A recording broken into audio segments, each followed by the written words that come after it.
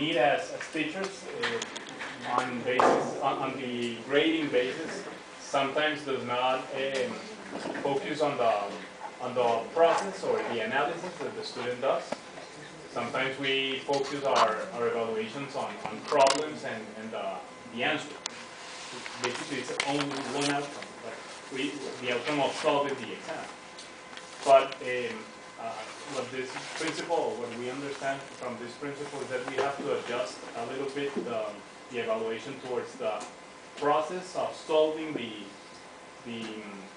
question or the situation in order to validate if the student is having a process over the solution of well, it's both. Only the answer, but the process. It's very important to make a mixed evaluation and change the question to improve to force the student to see another way in the same problem that maybe have different questions, different answers. As an example, we were sharing here Professor Mansour's questions, which basically do that. They don't not only focus on the answer, but the process of getting to the answer. And a recommended practice would be, if you have a problem and you want your students to solve it overnight or for the next class, once you obtain in the next class the answer from the student, you can change a little bit the parameters of the problem and ask once again during the class which will be the way to solve the problem or the answer to the question, to see if the process or the analysis of the student is being done correctly, and it does not depend over the parameters because the analysis is correct. Anyone else in the group want to add to it? Okay. How about any questions from the group? What about the experience that lead to those outcomes? I mean, as I heard you talked about kind of abstract problems, sort of just in their minds. But as engineers, have we thought about practical situations or experiences that would be found to be assessed? Yes, it is also very important in the experiences, in the practical experiences, try to validate the process of theoretical situations, example physics, chemistry, and those situations in which you can understand the process easier if you get to see or get to interact with the phenomenon by itself. For example, in gravity analysis problems or in circuits or any situation, it will be better, not the only thing, but it will be better if you complement the theoretical understanding with the practical understanding and even the trial and error, which gives much more elements for the students to analyze. And I would encourage that. That's exactly right. So you want to pay attention to the outcomes, of course, but to the kinds of learning experiences that are going to get them to that outcome. So assessment really has to look at both. So that's an important contribution. And I'm going to come back to the idea of it's not enough that students have arrived at the answer if you're doing problem solving. What you want to do is ask them, how did you get there? So when students know something, it's not only that they know it, but they know why they know it. We ask them to think back on how they came to that point. How did you think through this? How do you know what you know? Okay? And actually in the educational literature, we have a name for that, and it's called, good marker, metacognition. Maybe not that word, okay. So cognition, knowing, but not only do I, no, the box. The box. Okay? So, cognition, not only do I know it,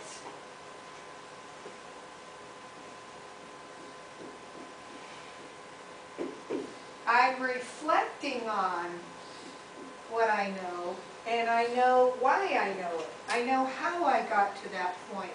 And so we want to encourage students to reflect on how they know what they know. Are there tools that allow to make explicit this metacognition process? That's a very good question. To teach students how to reflect. I'm sure there are. I just know, I mean, very simple strategies, and you already used them, though you might not have called it that. Students give you an answer, and you say to them, how do you know? How did you solve that? When you give them problems to solve, you say, I don't want just the final answer. Show me how you got there. So they're thinking back. So strategies like that help. I think maybe by doing mind maps, something like that, Yes. you could do, Yes. illustrate pretty easily that process. Right, right. And concept falls in the category of mind maps. If you do concept maps and you force students to show the links between concepts, you have a pretty good idea of how they're thinking about it and how they put things together. Alessandra, What I we do- should ask Alessandra that. What I do is I ask them to have a portfolio, and I ask them reflective questions. I make them reflect about their own learning and what has worked for them and what hasn't, and what they would do the next time.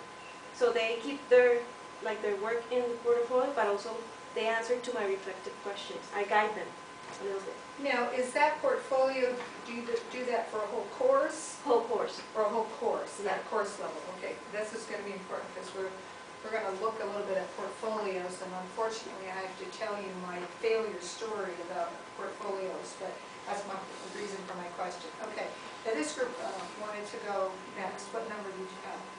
3. Okay, número 3. Go ahead.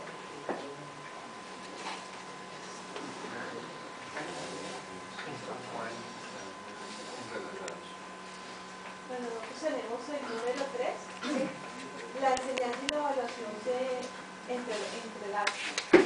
Entonces aquí pensamos en que desde el momento en que vamos a ver, lo que nos comprometemos nosotros a enseñar, debemos evaluar. ¿Sí? Esa es una primera cosa que pensamos. También pensamos en que la medida que nosotros planeamos la estrategia de aprendizaje, tenemos que planear la estrategia de evaluación. O sea, no de pronto como a veces lo hacemos que planeamos todo el curso y al final entonces pensamos cómo vamos a evaluar, sino que debemos hacerlo al mismo tiempo. Y la otra cosa también es mirar, como ayer mirábamos el mapa del currículum, cómo es un proceso de integrar unas asignaturas entre las otras y tenemos que ir mirando y evaluando las habilidades en un curso, pero también mirando cómo las vamos a evaluar o cuáles van a ser las entradas para los otros cursos. Very good. And I think I followed it, so that was good. ¿Preguntas? No. Oh, you want to go next? Okay. ¿Preguntas? And as an example, if I said to you, all right, the learning outcome is students who will be able to work in teams. What kind of teaching and learning activities do you do to get them there? What would you do? Maybe unite them in small groups in class and make them solve a problem, and then checking how they work together with some kinds of problem. Put them together, give them a specific task, and they work together. How will you assess if they have achieved that outcome, if they can lead and work in teams? How are you going to assess it? If they survive experience. And either at that point or at another point, you put them in teams and you have them work together. So this is what it's saying. If I say to you, well, when you're doing that, are you teaching or are you assessing? Both. They're intertwined. And sometimes they look alike. If I say to you, money cards, if I use money cards, is that a teaching tool or an assessment tool? It can be both, you know, so there's not, and this, the reason that we make such, it seems like, well, of course, that's obvious, but we want to get away from the fact that if I have a 15-week semester, I teach for 14 weeks, and then the 15th week is assessment. And then it's a separate activity. And so assessment is not separate from teaching. If I'm saying that I am teaching, I'm delivering or facilitating instruction and I'm assessing. That is teaching. Okay? So it's not separate. But, of course, you know, I'm sure we will find many courses like that. Because we have an exam week. So that says it's detached. And I haven't been doing any assessment the first 14 weeks. Okay? And then exam. Okay. Excuse me. See, There are situations in that it's important to evaluate the process and the product. absolutely. Oh, you may have stolen someone's thunder. Absolutely right. The process and the product. Now we're going to look at those.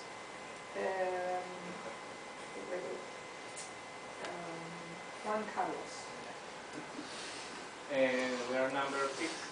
There are trade-offs between authenticity and efficiency. The closer the tasks are to real-world experience, the more time and resources they require. We talk about the projects, and when the projects are bigger or are more complex, they require more students to be involved, and this makes it more difficult to assess the real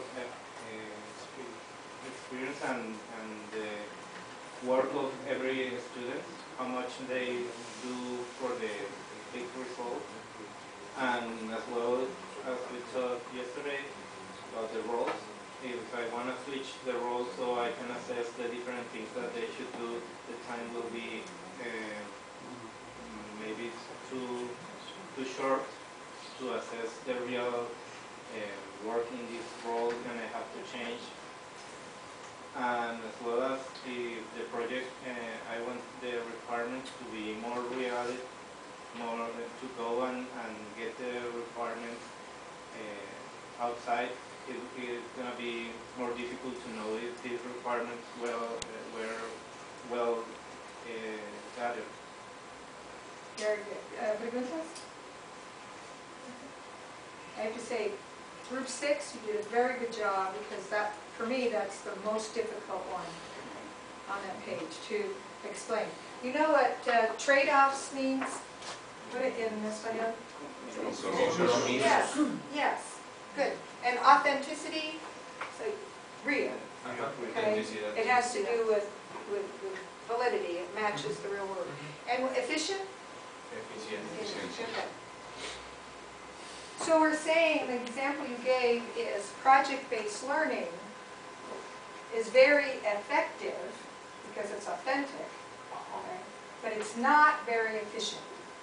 It's not efficient because it takes a lot of resources, both time, your time, students' time, and resources, financial, material resources. So it's not efficient, but it's very effective. Now I want you to compare that with lectures. Are lectures more efficient than project-based learning? Yes. Absolutely. Why are they more efficient? You can have 120 students in just one instructor. Yes. All at the same time, the same amount of time, you can assess more than 100 students. Okay? It's very efficient. It may be effective, but it's a trade-off. It may be less effective than project-based learning, but it's certainly more efficient. So you have to recognize that. So what is that saying to us? Do we have the resources, time and material, for every learning outcome, including disciplinary outcomes, to assess them with projects? Yeah, I just see you're right. Absolutely not. So what we want to do is to say, let's use, how other choices. If we want to assess the results or the learning that has gone on as a result of our lectures, what do you do now? An essay. An essay, a written test, open problem solving, written exams. Or sometimes you do oral exams. Again, there's a trade-off there, but written exams. Are they effective? They can be when they're well designed. You can design a very effective written exam. But they don't work for everything. Let's come back to that teamwork. I could assess teamwork with a written exam. Not the best choice. So what we're saying then is use lectures, use written exams and lectures for the things that they're good for, that they do very well, and save your resources for things that really can best be measured only with other things like project-based learning. It doesn't have to be project-based learning, but other methods that take up more resources. Okay, very good. So we have 1, 3, 6. For engineering problems, last year we are using simulations in order to save resources. So it's that, it's not quite all the resources, but it's a simulation. So what is the trade-off here? Well, maybe it's one step removed from the project, one step moved away from authenticity, but certainly still more authentic than a written exam. Right, and the trade-off is that it's a little bit more efficient because it's saving on resources. You're not using those resources. Okay, another group? Okay. We worked on the assertion of that any assessment is only a sample. Assertion number 4. That is about how do you evaluate something in a course. Let's suppose you only use exam for one course. That's it. That you give all your course and you evaluate it with just one exam. The question there is that exam or that grade enough for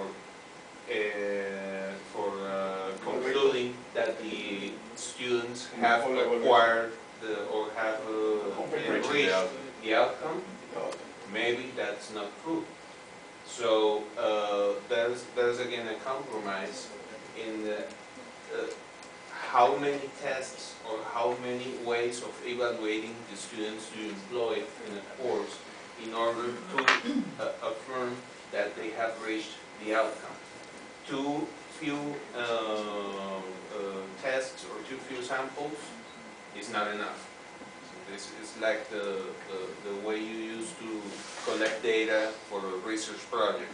Too few data won't be enough to draw a valid conclusion. But in some moment you have to stop. You have to say, well, this is enough evidence to tell that the students have reached the outcome. Very good. Very good. Segundas? And this really ties very well with number 5. Where's number 5 here? So I'm going to go to 5 before we go back to 2. And I won't make any comments until after we've heard 4, 5, and 2. Okay, 5? Yes.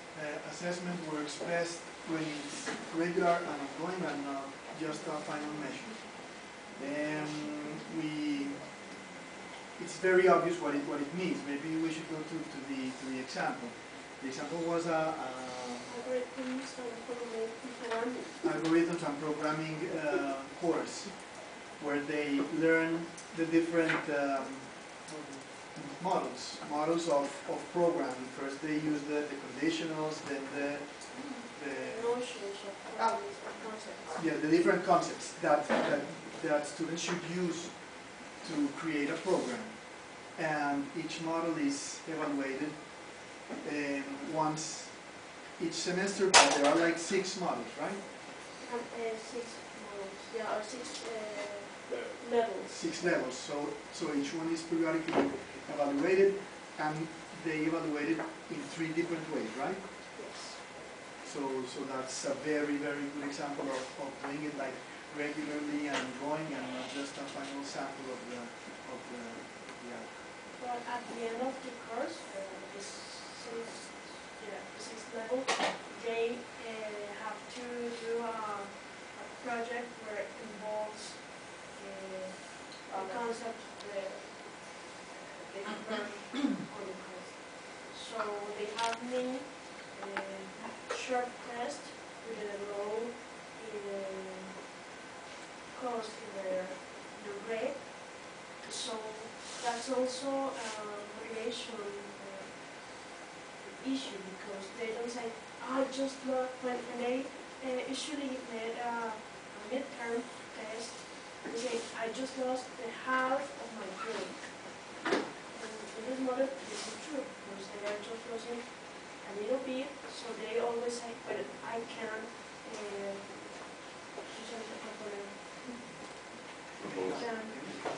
make up that bad grade. ¿Preguntas? Comment? I think that regarding number 4, number 5, learning is an ongoing process, so assessment will always be kind of a snapshot, and it will be insufficient. So maybe when they talk to me about algorithm, that moment I did not understand, and a semester later, when I was doing something else, maybe I said, that's what she meant when she brought up that topic. So it's, I mean, not to expect the assessment will be a very clean measure. Yes, right. It's not an exact measure. It's exactly right. There was another comment, another Plus comment. Yes, I have a semantic question. We use typically the term evaluation, Oh. but as I understand, assessment is not the same as evaluation. But okay, perhaps you can use it yes. distinctively, but Can I I'm answer? not sure if there are. We don't have that Can I hold word in off? But I do Spanish, want to so make, it makes- I do want to make that distinction, at least in terms of how I use the word, so we're meaning in the same. Because in some ways, yes, it's the same word. In other ways, there is a slight difference, and it is an important semantic issue. You go first. No, I'm not going to do that now. Ah, I'm going to do that after. I was just trying to add a comment. I think that when we assess more often during the semester, we can prevent disasters, because we as instructors, we need to know what's going on our classes, and we can make decisions. Yeah, that's yeah, very good. And numero dos, grupo dos. Doris did us a favor introducing the topic. And she asked, could you assess teamwork by means of a written exam? Obviously you could not. So This is this is a good the example. for different. Okay. And Edgar has another example. Could you tell us your example about? Well, what we get in the School of Business is that in leadership courses, we cannot assess the competency or the learning outcome as they do in econometrics when they assess economic analysis.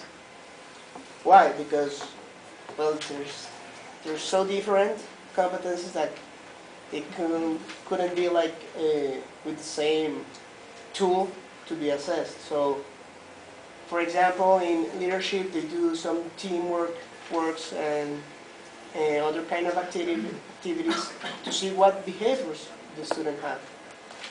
And in economic analysis, what they do is to see if the student know to analyze some graphics and some papers, so it's really different from what we will do. Even the way that the outcome is expressed, is formulated, yeah, bring us to another different way to evaluate, to assess. For Yes. example, if there is a standard, you have to check if the standard is been met or not. Don't you love this? He's bringing in what we learned today. This is great. If there's a standard that's part of that learning outcome, then we know how well they have to be able to do it, and that may change the assessment method. Gracias. Before you move back to your places, I just want to make a comment, and it's related to that number 4, but it really brings in all of them. And just to clarify, think about it in terms of research. You all do research. Yes. And how do you start a research project? A question? With a question. Yes.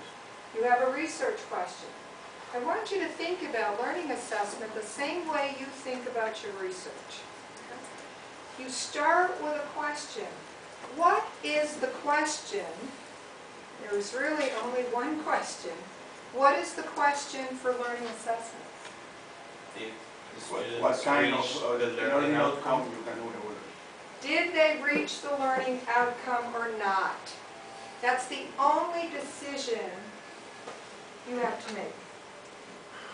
And you're going to make a better decision, like in your research, you have to make a decision, a conclusion, okay?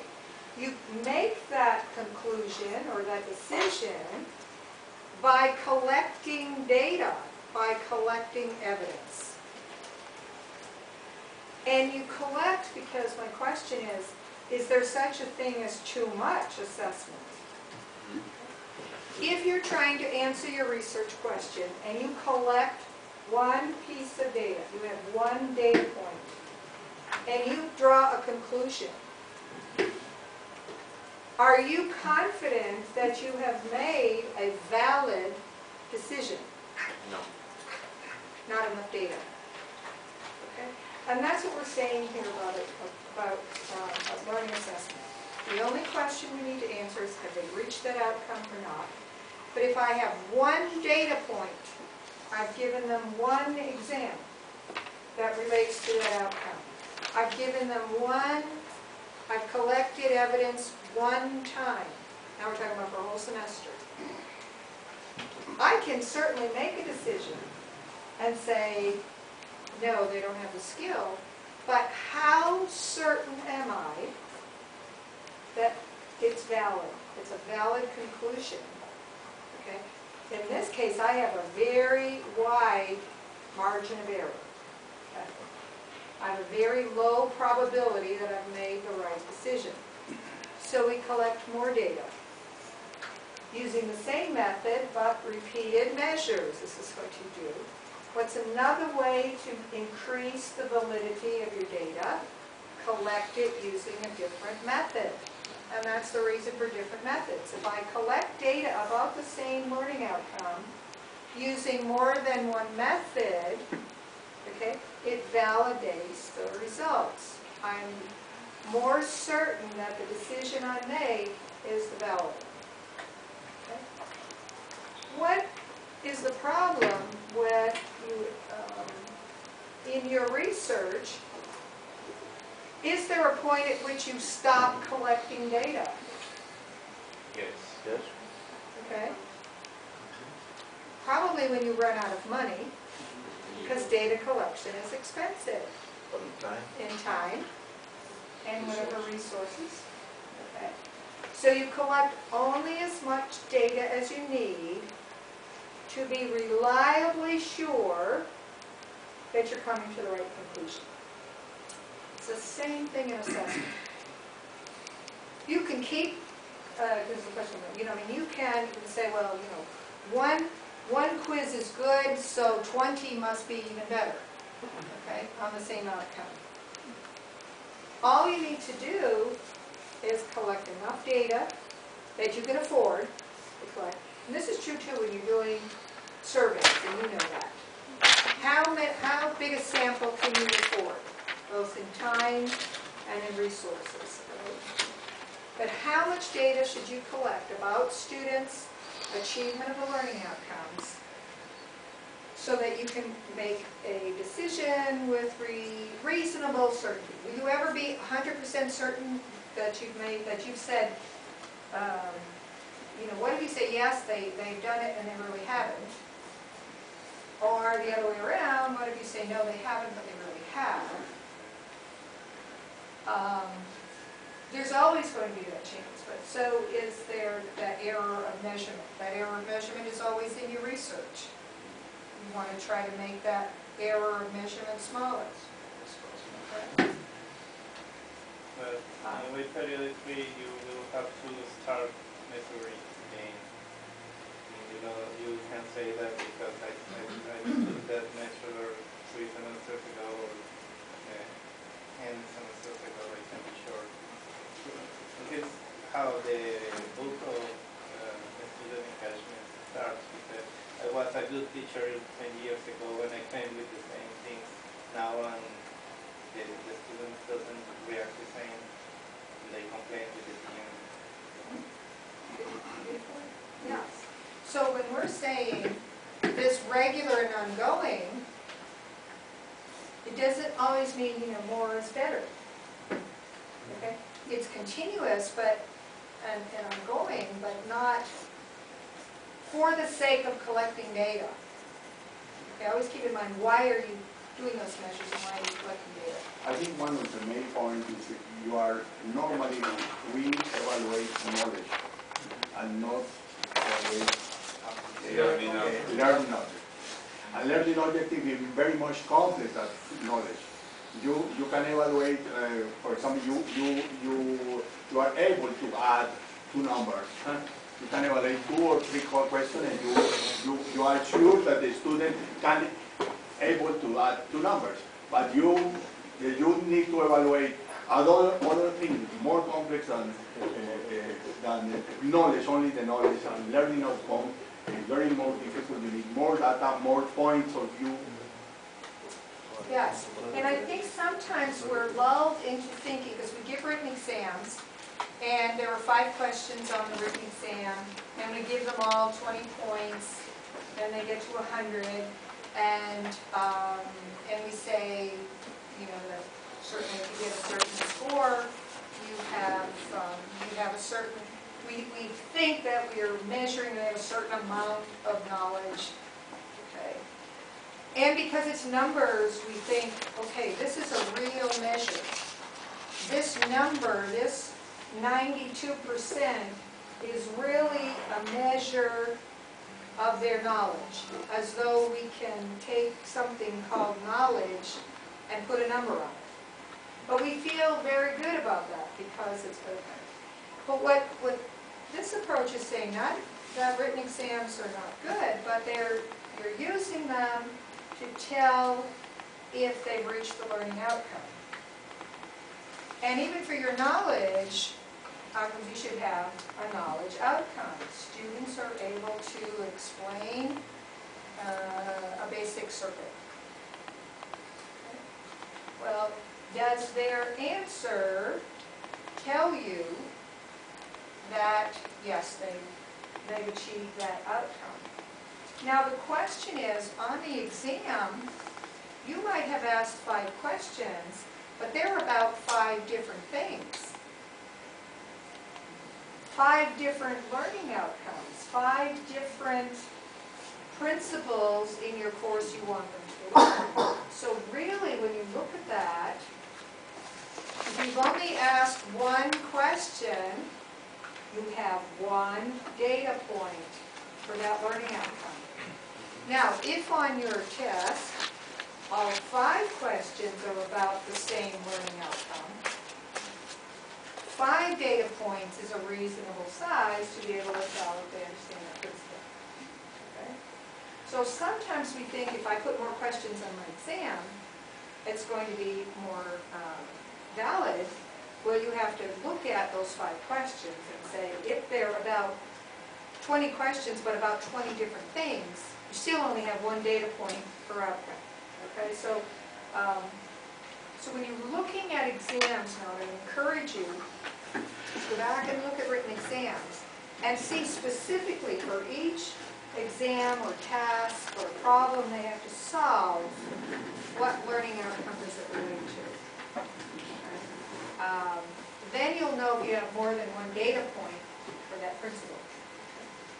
So if you don't, if you only had one data point, what's the way to increase that sample?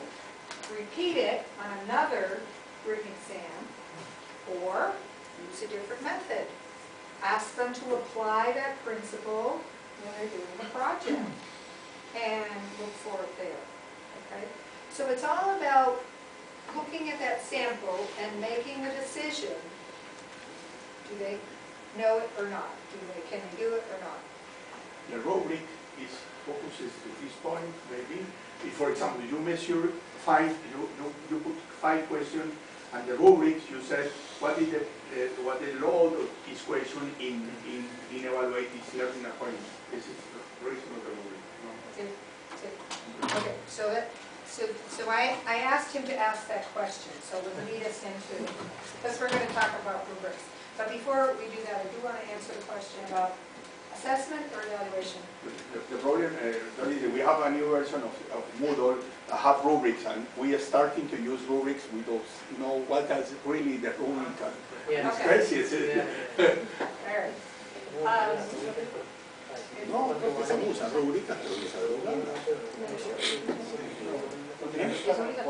No, no es obligatorio, pero pues una especie experimental que yo dije, como vamos a creer. Do you want to go back to your original places?